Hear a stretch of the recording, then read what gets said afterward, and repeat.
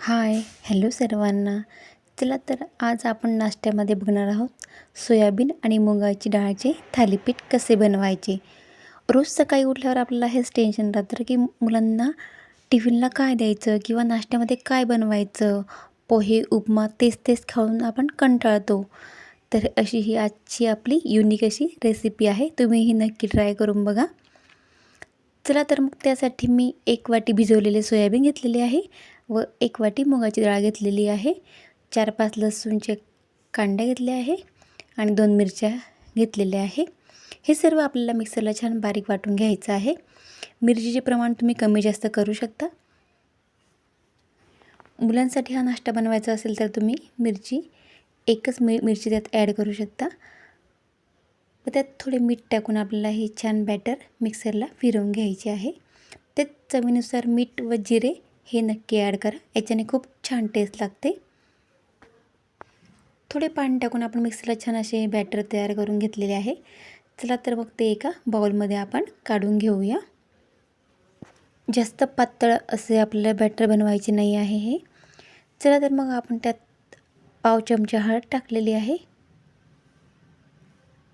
अर्धा चमचा धने पावडर टाकलेली आहे मी यात व बारीक चिरलेली अशी भरपूर सारी कोथिंबीर टाकायची आहे व थोडे पाणी टाकून आपल्याला हे थोडं घट्ट वाटत होतं बॅटर, थोडं पातळ करून घेतलं आहे मी. सर्व छान मिक्स केल्यावर आपण त्यात 4 चमचे बेसन पीठ टाकणार आहोत. तुमच्याकडे बेसन पीठ नसेल तर तुम्ही त्यात 4 चमचे रवासुद्धा ॲड करू शकतात.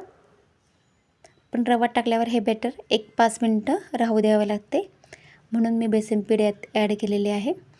बेसन पिठामुळे याला छान अशी कन्सिस्टन्सी येईल, म्हणजे आपले थालीपीठ छान तयार होतील. चला तर मग हे सर्व बॅटर व्यवस्थित मिक्स करून झाल्यावर आपण एका कढईमध्ये थोडं तेल टाकून घेतलेले आहे व त्यात थोडी तीळ टाकून घेतलेली आहे व तिळीवरच आपल्याला हे बॅटर टाकायचे आहे.